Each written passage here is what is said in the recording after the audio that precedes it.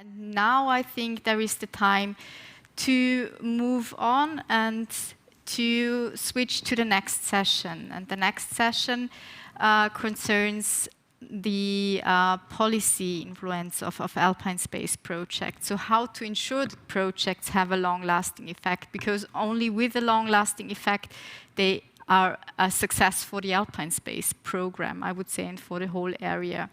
And for this session, I unfortunately have to excuse Thomas Fleury again, as he is not able to join us today. But we have two further speakers available for this session. First one is David Matzek-Liechtenstein. David is a planning and programming officer at the European Commission, DG Regio. He is not only in charge of the Alpine Space program, but also in charge of the macro-regional strategy EUSALP. So he will contribute to this session, I think, in a twofold way. And then I would like to welcome the second speaker, Elena Ferrario, who is representing the Interreg Policy Learning platform. And she will provide us with some input on this policy learning platform and will especially inform us on how Alpine Space projects can make use of this existing platform already. So welcome to you, David and Elena. I would like to start with David. I mean, the Commission is, let's stay in the terms of this kickoff, is having a higher altitude. They see how different fundings influence public actions in member states and regions. And they coordinate, as I've mentioned already, also the macro-regional strategy of the EUSALP. So they care for efficiency and ensuring that synergy effects are used and generated. So David, welcome to you. Hello, Lena. Good to see you again. Yes, unfortunately only virtually again, but time will change for sure.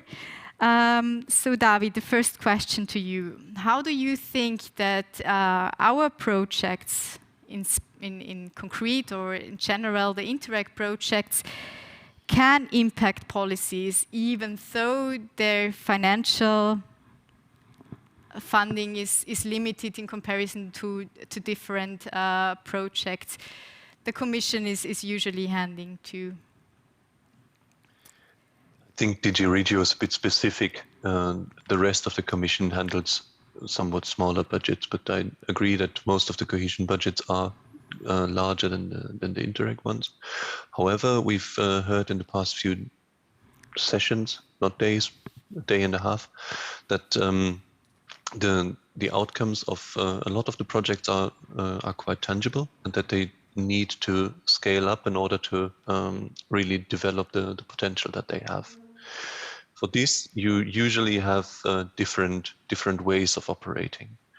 The point of departure should always be the program. So the program has all the necessary tools to help you communicate your project results, to help you find ways of promoting it.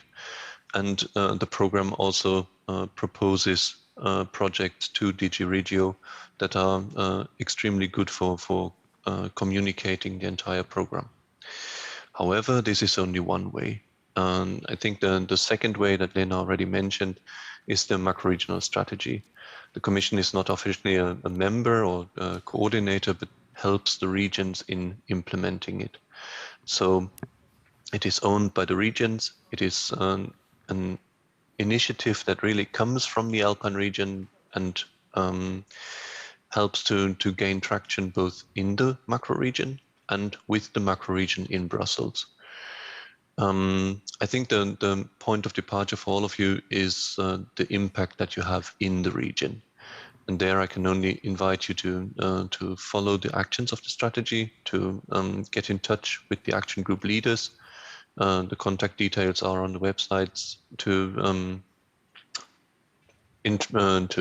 figure out with them how your project is contributing to the objectives of the action group, how they can help you with contacts to other regions, to other potentially interested partners, to local and regional politicians.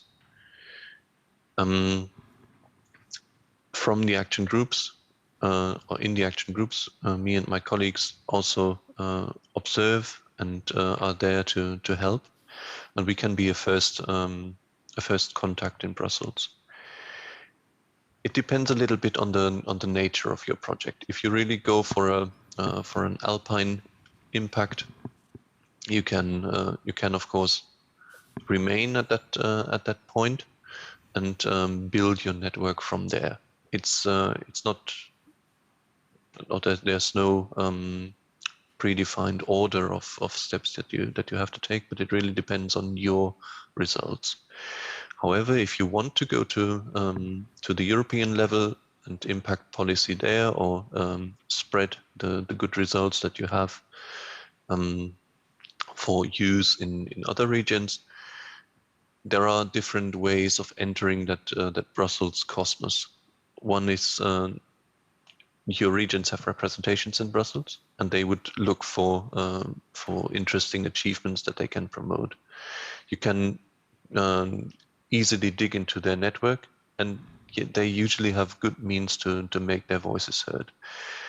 I am in frequent contact with a lot of these representation offices, and I can tell you that a lot of the time they know things before we in the Commission know them, even if it's from the neighboring unit. Then you might also have a member of the European Parliament that could be interested in your results. It again depends on the focus that you have and on the regions that you come from. Usually, it will be easier if that member of Parliament is in the committees that are relevant for your policy. Then these politicians have assistants. If you are a professional lobbyist, then you always try to win the ear of the assistant. They are the ones who really do the work and who really follow the steps in the committees and that prepare everything. If you want to go for a different level, you can also go for the Committee of the Regions. There, it's really local politicians that have their say, and from most of the regions in your countries, there will be one representative. They are sometimes a bit overlooked in the bigger policy cycle, but they have a network. They have methods to make themselves heard, and they also impact on the policy cycle. Then there's, if you really want to go for the Commission, there's always the choice to go for DG Regio or for the Director General responsible for your policy. DG Regio mostly organizes communication events such as the Regio Stars competition, or we have also a little series on television. If you want to see your project broadcast Europe-wide, it's on Euronews. It's called Smart Regions. We have a week of European Week of Regions and Cities. This is also the biggest gathering of local and regional policymakers, and you can always introduce your project or your consortium with an event there. Depending on your expertise, the line DGs might also provide specific networks. One is the Smart Cities Marketplace. If you have a project that contributes to the smart cities, it might be worth to have a look at that. There you can share ideas, you can distribute ideas, and you really have an impact on not only your region, but Europe-wide. We also have a knowledge valorization platform, or if it's more in the field of disaster risk management, there are specific platforms. I would share these addresses after the session, so that we can concentrate on the content and not on taking notes. I think that gives a good overview, Lena. Yes, thank you. Indeed, I think it shows that there are manifold ways how to ensure a long-lasting effects of the project. That it is also in our task of the program management to support the projects there, but that there is the possibility also to ask for support on European level, that there are some tools available, how results can be distributed, how the policy level could be addressed, and finally an impact on the policy level can be ensured. So I think it provides a lot of information on different tools and measures you may set as applicant. What we would like to share with you now is a very specific tool that is already available. It's the policy learning platform of Interreg Europe. And here I would like to ask Elena for some input. First of all, Elena, I think, will present us the platform as such. So what the aim of the platform is. What I would like to especially ask Elena for is to lay down how the platform can be used by Alpine Space projects, by future projects, so how it can be of use for the Alpine Space program and how it could influence the policy impact in the Alpine territory, even though it is a European platform and not specifically targeted on the Alpine Space area. So, Elena, the floor is yours. We are already curious to learn more. Thank you so much. Just checking if you can see my screen, maybe, because I have actually two slides to show you. Can you see that? Yes, thank you. Okay, great.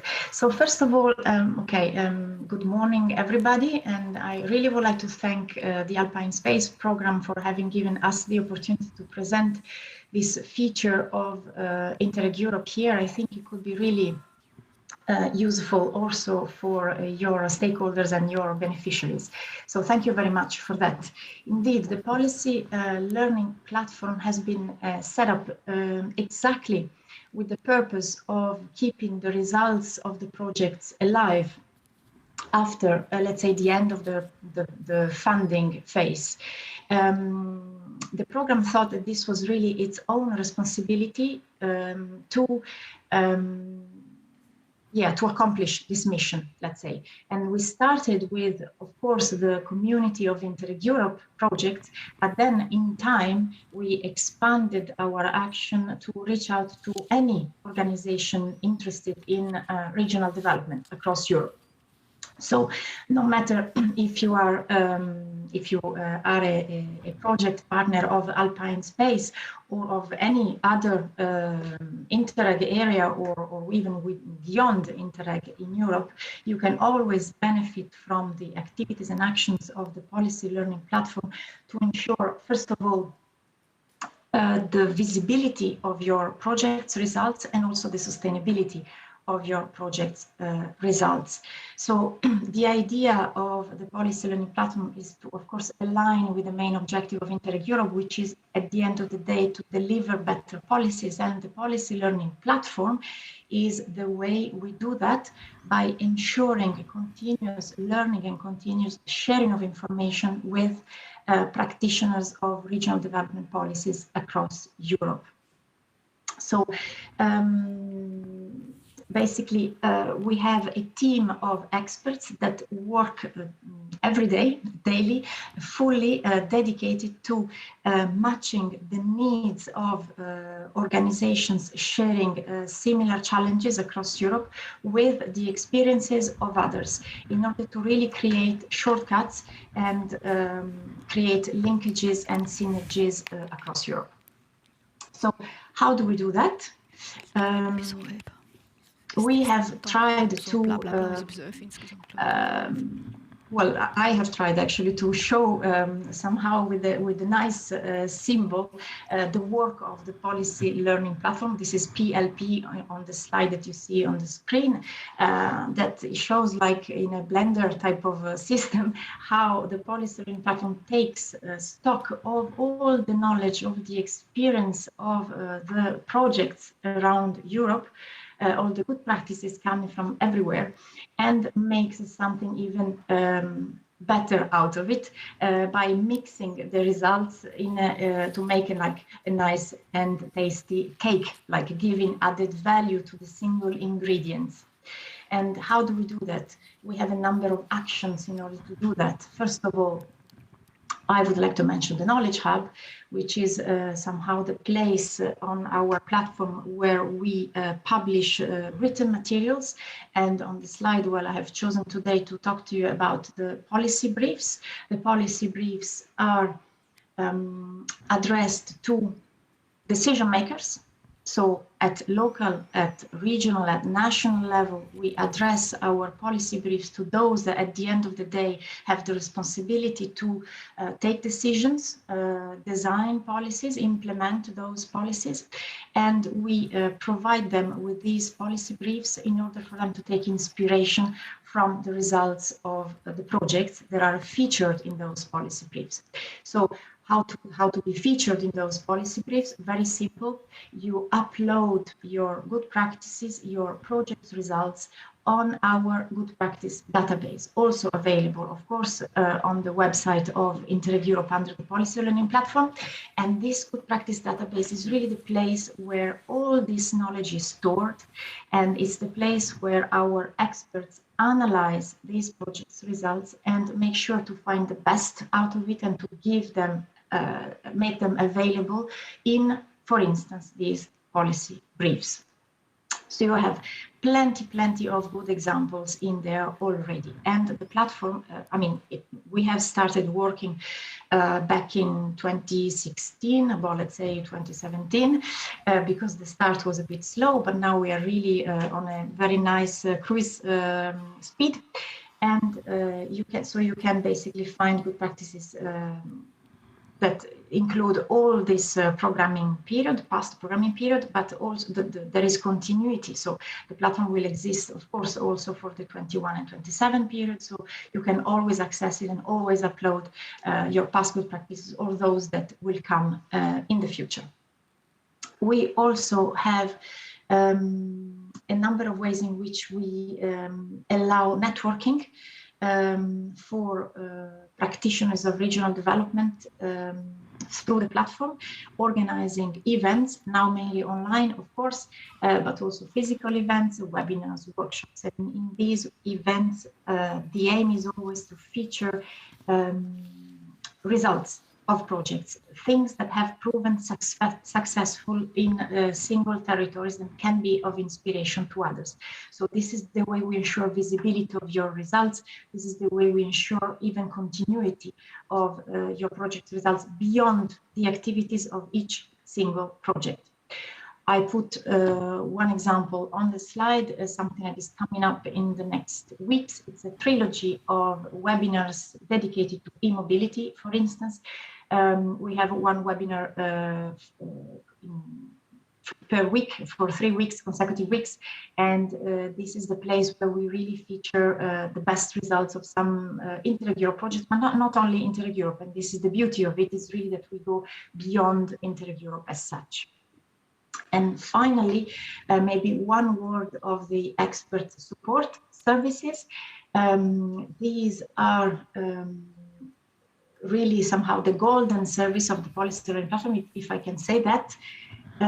These are services that are really tailored to one single territory, one single city, one single region, or county, for instance.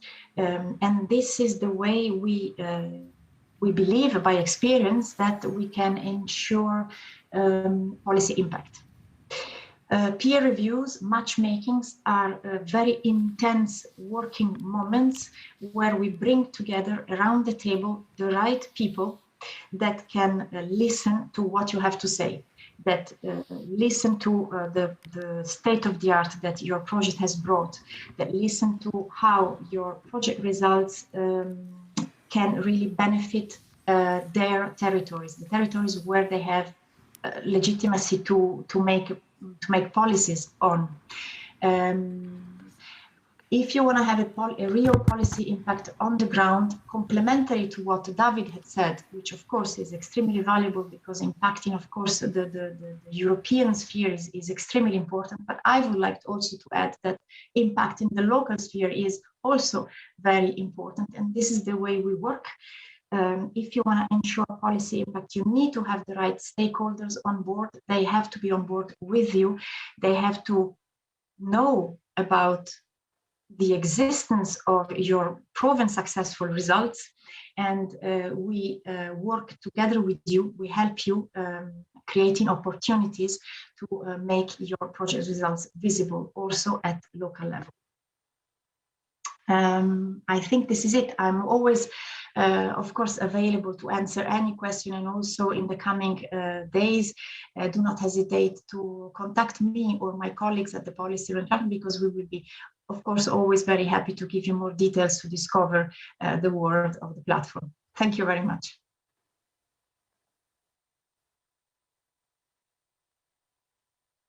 Thank you, Elena.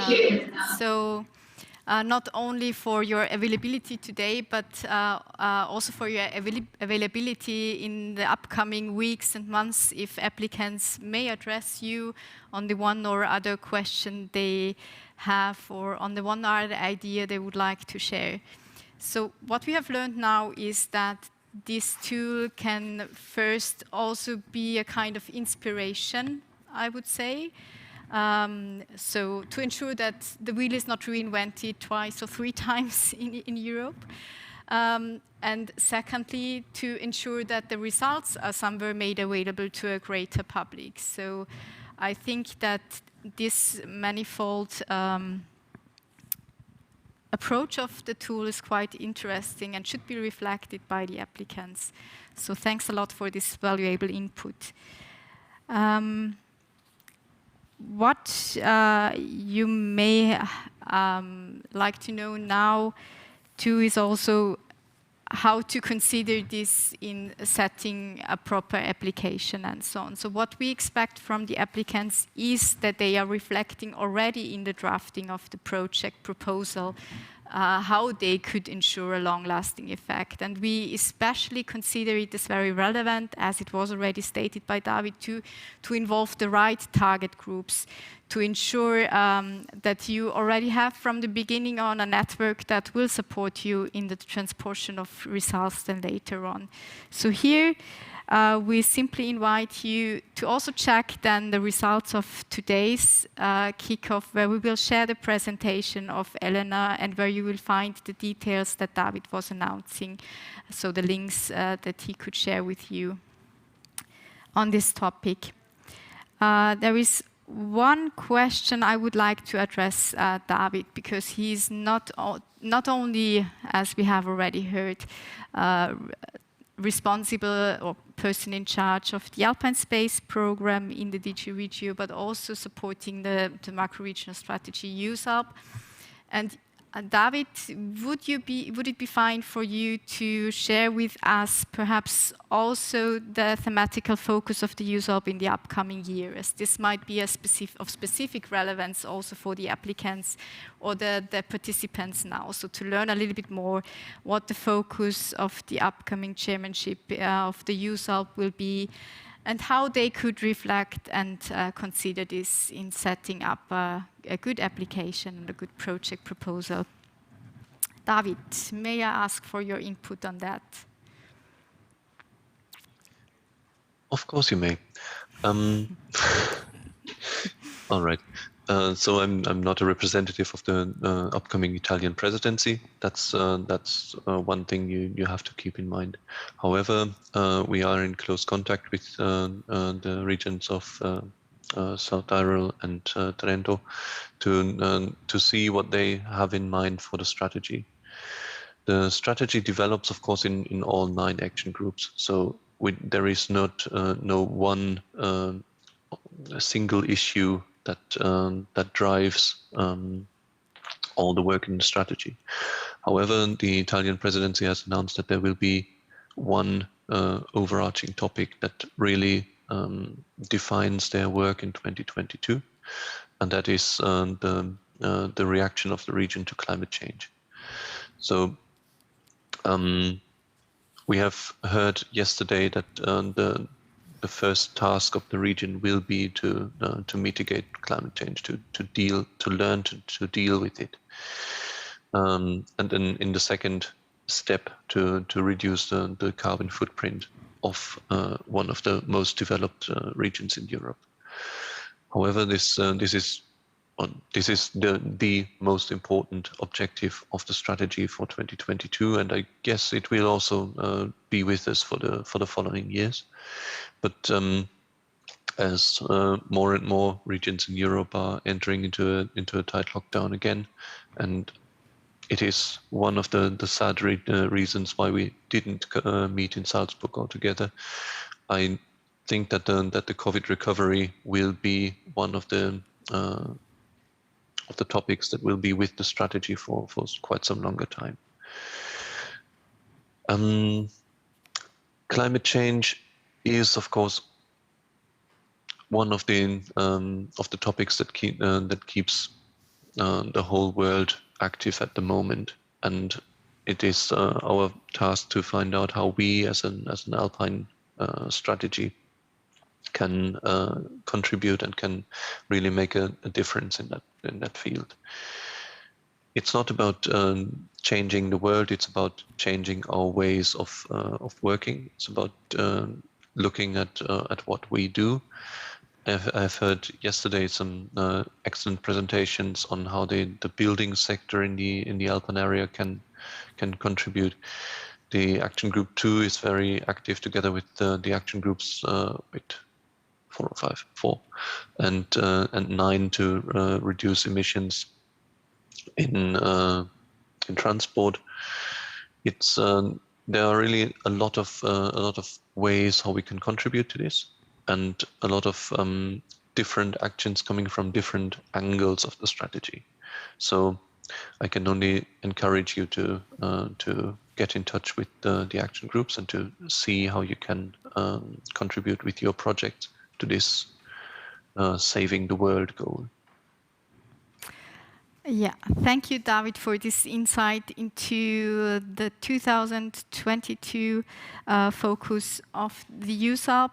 I mean, this question was, and I think is of specific relevance, as we would like to underline also the mutual relationship between the EUSALP and the Alpine Space program. On the one hand, the EUSALP supports or may support and can support our projects to reach the relevant target groups to ensure policy impact. On the other hand, the Alpine Space program and its projects can support the EUSALP action groups to achieve their objectives and their goals. So we hope that this good relationship and cooperation will last for the next programming period, but we are convinced that this will be the case. So thank you a lot for this input. You know that we keep a close eye on the program's relation to we EUSALP know, and yes. vice versa. So thank you, David, on that. Elisa, is there perhaps one specific question favored by a lot of participants that we should answer within this session? I mean, we are already quite close, but perhaps there is one question you would like to share with us now. Yes, I see. There is actually one for Elena, which I see that her inputs have been very much appreciated by our participants. And it would be like a really interesting tool, what she presented. Can contributes come only from EU-funded projects or from formal, informal cooperation in European network as well?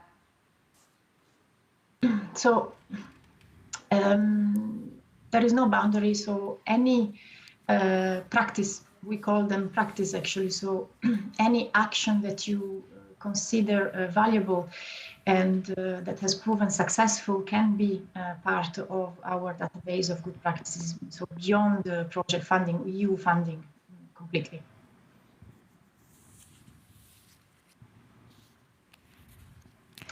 Good. So thank you all. Thank you, Elena, and thank you, David, for your contributions. We will for sure check the other questions that were raised in Slido, and we'll address them in the follow-up of this kickoff event. So to sum up, please already reflect now how you can ensure a long-lasting impact on your project if you're intending to set up an application and to draft a project proposal. There are manifold ways and supporting tools you can make use of. Please consult the European Policy Learning platform, consult the DG Regio, as there will be some further information shared by David, but especially on program level, you will always find some support on that issue. So thanks for that. And with that, I would like to close this session